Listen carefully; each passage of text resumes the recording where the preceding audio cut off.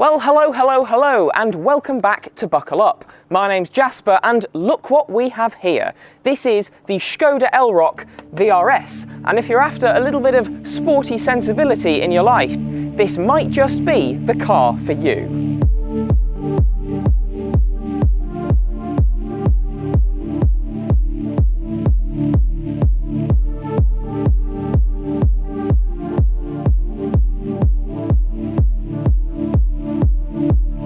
Yes, Škoda have VRSified the Elroq, which is their sensible, mid-sized family crossover electric vehicle, but obviously a VRS badge brings with it a bit more flair. I don't know if you can tell, but this car is wearing its high visibility jacket. This is hyper green paintwork, which is exclusive to VRS trims on both the Elroq and Enyaq.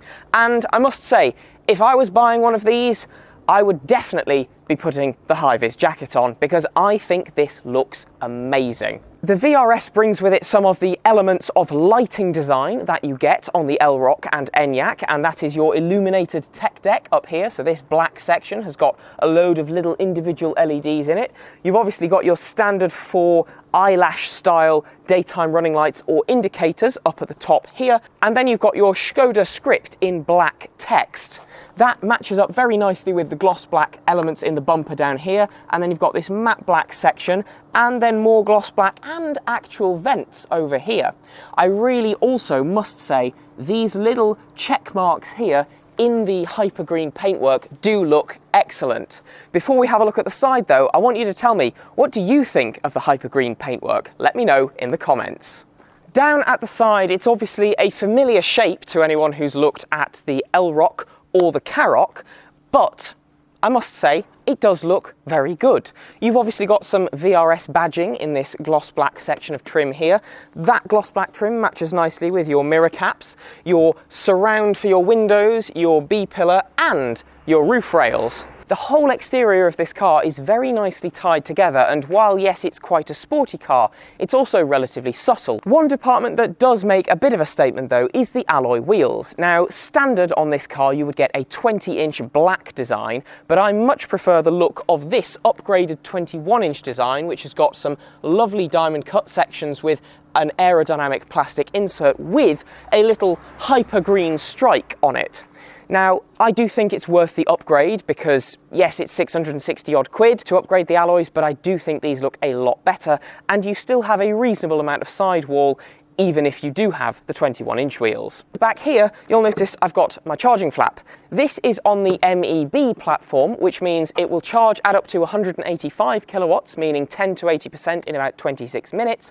And this battery pack is 82 kilowatt hours in total, of which 77 kilowatt hours is usable. A final thing to note at the back of this car is you'll see there's just a little hint of a spoiler over this rear screen. So even if you did get the VRS in a less bright paint color, you would still be able to tell the difference between the standard Elroq and this sporty one. The subtle sportiness kind of continues at the back of the car, although this is probably the lairiest angle, if you could call it that, of this car. Now, I do like the tinted glass on your rear tailgate. This little boot spoiler looks great, as does your blacked-in Škoda lettering across here, which ties in, of course, nicely with your blacked-in Elroq badge over here.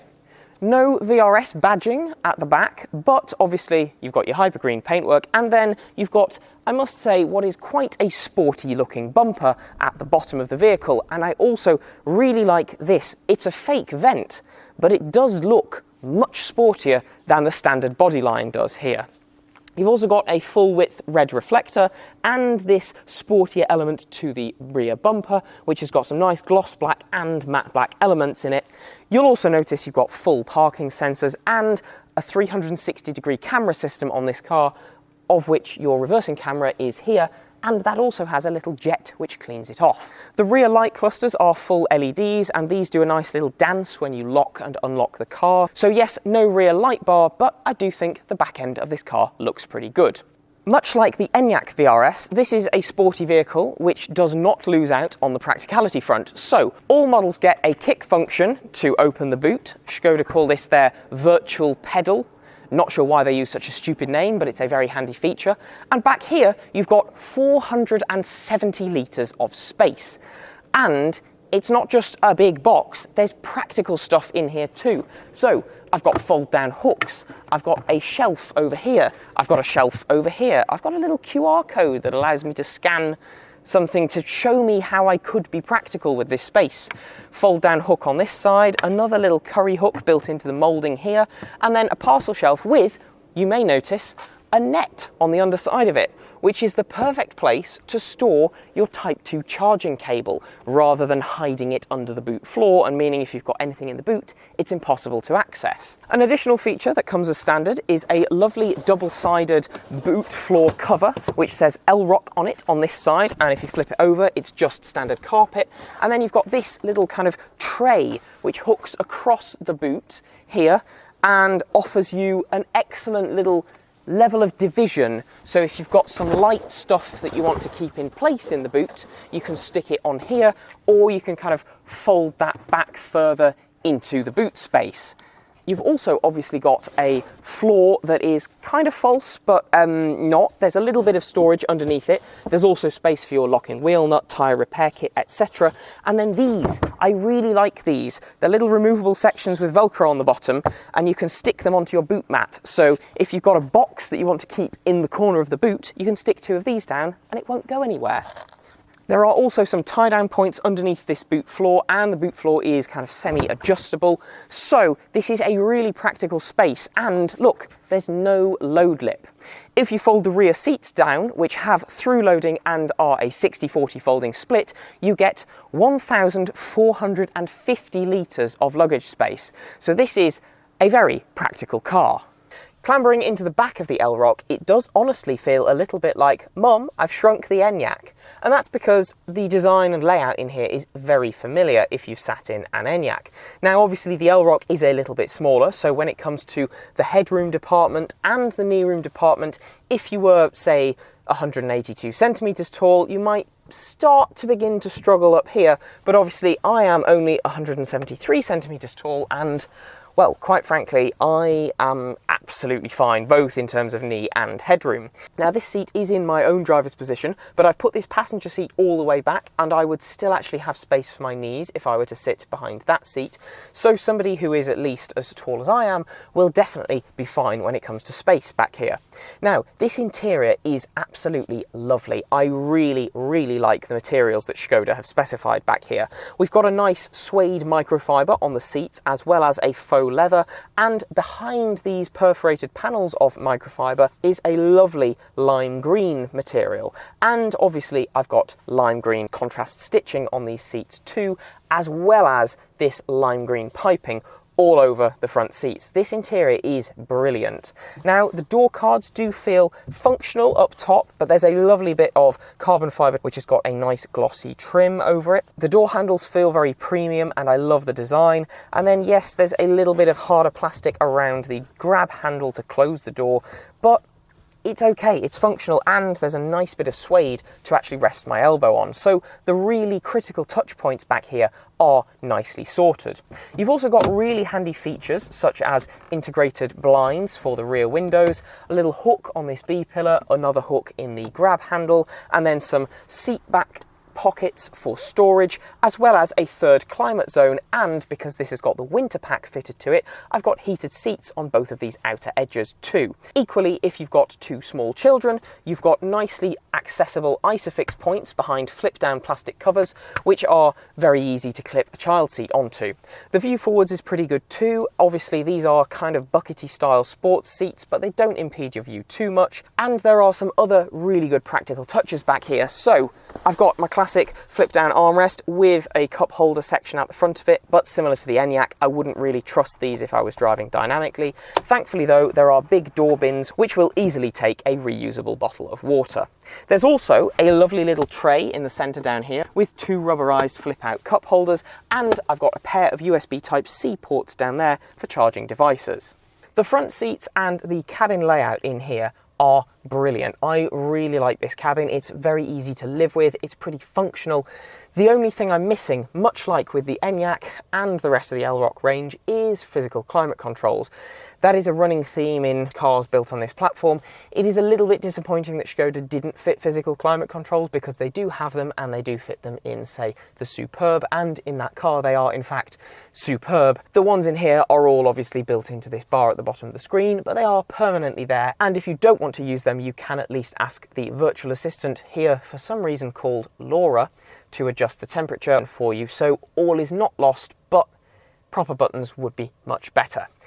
When it comes to the rest of the cabin though, it's absolutely brilliant. You've got a row of shortcut buttons down here, and then the steering wheel is adorned with proper buttons, as well as these two rotary controllers, which I really, really like. You've also got paddles behind the wheel for adjusting your level of regenerative braking, and then your classic Škoda stalks, which are weirdly very similar to the ones used on the VW Golf. The design and materials in here are brilliant. So I've got the suede microfiber material on the dashboard with, again, my lovely little bit of contrast green stitching, and then I've got a nice bit of carbon fiber kind of trim inserted below the air vents, and with this little plastic silver swoop across the dashboard. The door cards are nice. They are again a little bit functional up top, but they are squidgier than the back. And then I've got the same suede microfiber material down by my armrest. Over on the right hand side of the dashboard, I've got 3 buttons for my lights, but I've got proper stalks for my headlamps. This comes as standard with adaptive LED headlamps, which is really nice.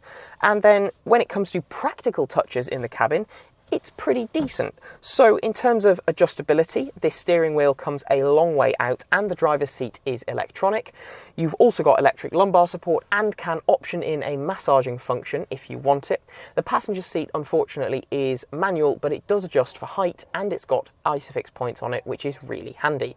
The cup holder situation in the center console is okay. There's 2 up here which have got the little divider you can use to adjust them and make them bigger or smaller, and the door pockets do take a reusable bottle of water really nicely. They are also nice and felt lined.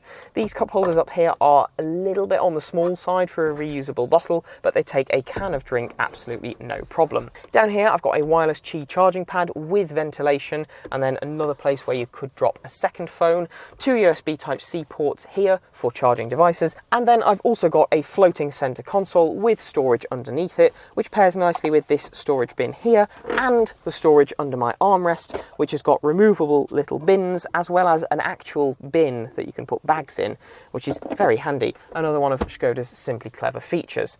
That ties nicely in with the umbrella in the driver's door, and of course the parking ticket holder up here on the windscreen. One final point is the software, and this infotainment system is genuinely fine. It really does work very well. I like the fact you can add some shortcuts with a swipe down menu at the top, and the integration with Apple CarPlay and Android Auto, both of which are wireless, is really good. It just works. There's no fuss about it. Yes, you've got to tap through to get to your climate controls, but if you open your climate menu, you've got 3 quick shortcuts for fresh air, warm feet or warm hands.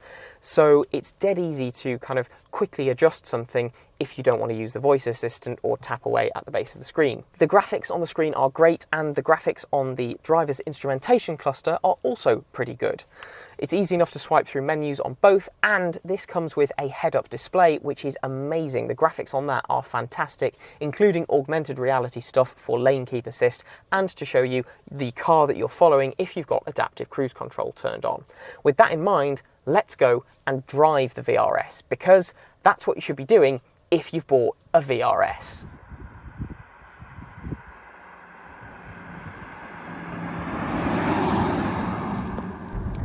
VRS cars have always been about offering you a little bit of sport to go alongside your sensible, practical life, and the Elroq VRS is thankfully no exception when it comes to that rule. The drivetrain is a dual motor setup, however most of the power and torque comes from the rear motor, so your combined output is 340 PS and 545 Newton meters of torque, only 143 Newton meters of which comes from the front. That means you've obviously got a rear biased setup, but when it comes to driving, unless you were really pushing the car, you aren't really going to be able to kind of take advantage of that. There is a sport setting for the electronic stability control, and I have driven one of these on gravel, and I must say it was very, very good with that ESC mode in sport, but to be honest, for road driving, you're not really going to be able to take advantage of any little bit of forgiveness you can get from that system. Driving comfort is genuinely very impressive. For something riding on 21-inch wheels, when this suspension is in its comfort setting, you would be hard-pressed to guess the wheel size. It is impressive how well this soaks up bumps in the road and how almost floaty the ride feels. Now obviously this does weigh the wrong side of 2.2 tonnes, and I have no doubt that heft does help settle the ride. But equally, the dynamic chassis control fitted to this means that if you knock your drive mode over into sport, say, everything tightens up, your steering becomes sharper, your throttle response becomes sharper, and your chassis and suspension definitely get sharper. This suspension system has 15 different settings when it comes to how stiff the damping can be, and that's just too many, to be honest, but there's a lot of adjustability. Acceleration, weirdly, isn't kind of properly point and squirt as you might expect from an EV. So whilst yes, you have got a 0 to 62 time of 5.4 seconds, making this Škoda's quickest accelerating car, tied in with the Enyaq vRS, it doesn't actually kind of pin you back into your seat when you set off. The power is brought in a really quite nice subtle whoosh. Now, if you stab your foot down, you definitely do get that kind of kick back when you're moving, but certainly from a set-off, it's quite sensible. When it comes to the road holding of the car, it is very impressive. It has a surprising amount of grip, and despite obviously weighing 2.2 tonnes, is actually something you can have a reasonable amount of fun in. Now, unfortunately, when it comes to driver engagement, the steering is... it's there. You can vaguely tell what the front wheels are doing, but like any EV, you do kind of actually struggle for some kind of proper feedback. That doesn't mean it doesn't feel chuckable, it's just you can't necessarily always tell exactly what the front wheels are doing. Thankfully though, having the steering in a sportier setting does at least give you a bit of resistance when you turn into a corner. When it comes to engaging drive, this does hit the sweet spot for sensible family vehicle, but still offering you a bit of punch. The other important metrics for driving an EV are your range and your ability to do longer distance driving. I'm pleased to report that on the long distance driving front, the adaptive cruise control and intelligent driver assist systems that this car have are genuinely mind-bogglingly good. You don't even need to be on a well-marked dual carriageway to have the lane keep assist actively steer you when you're driving. So on A roads, as long as there's a centre marking, it'll steer for you, doing just normal everyday driving. Very impressive stuff. When it comes to driving the distance, the WLTP claimed range of the Elroq vRS, with its 77 kilowatt-hour usable battery, is 339 miles. Are you going to see something like that in the real world? Probably not, unless you are a literal saint when it comes to driving a car, because if you have this much power, you're realistically going to want to use it. WLTP efficiency should be 3.8 miles per kilowatt hour. Now, in the time that I've had this, the best I've managed to achieve with being pretty sensible was about 3.3 miles per kilowatt hour. So I think realistically, real world, you will probably see somewhere in the region of 270 miles on a full charge. Now, my driving style is quite aggressive, and the roads that I drive on are not conducive to efficient driving. So I'm pretty happy to say that 270 miles should be a realistic worst case scenario for the real world. The other thing to discuss with the Elroq vRS is price. Now, on the road for this model is 46,000 and some pounds. This has got about 1,200 quid's worth of optional extras fitted to it, which is the winter pack for heated seats in the rear and a heated front windscreen, and the optional upgraded 21-inch alloy wheels. I reckon the alloy wheels are worth it. They don't really impede your ride quality, and it's weirdly quiet here, even at high speeds. And if you've got people who will sit in the back who feel the cold, your winter pack's well worth it. So it's not actually horrendously expensive for something that offers you a really good dollop of performance in a very practical family vehicle form factor. Obviously, if you want to go the full distance, you are going to have to drive very, very gently in probably eco mode. But if you've got the ability to charge at home and don't really need to do more than 250 miles in a round trip, why wouldn't you get one of these? Because it's ace.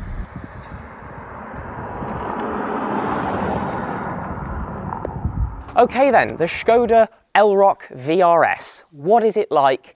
Well, it's great, isn't it? You know, if you're after something that's got a little bit of subtle sporty flair, the Elroq vRS is a really good choice, because not only does it have all of the practical touches and sensible features you expect from a Škoda, it's also got a sporty drivetrain, and it does handle itself pretty well. So if you like that sporty element to your drive, but you've still got to be a sensible family person, this is an excellent, excellent choice. Now obviously, if you want it to be even more subtle than it is, you can definitely get it in a less bright paintwork. But to be honest, if I was getting one of these, I would be going the whole hog, because I think this is brilliant. That is everything, so thank you very much for watching today's video. If you have enjoyed it, please do remember to like, comment and subscribe if you've not done so already. When you're doing that, please do ding the notification bell so you never miss one of our uploads. If you'd like to support the Buckle Up YouTube channel in another way, we offer channel memberships right here on YouTube. All of our social media are linked in the video description, and you can also go down there and find our spread shop where you can buy some lovely, lovely merch with Buckle Up written on it. My name's Jasper, and I will see you in the next video. Thank you very much for watching. Goodbye.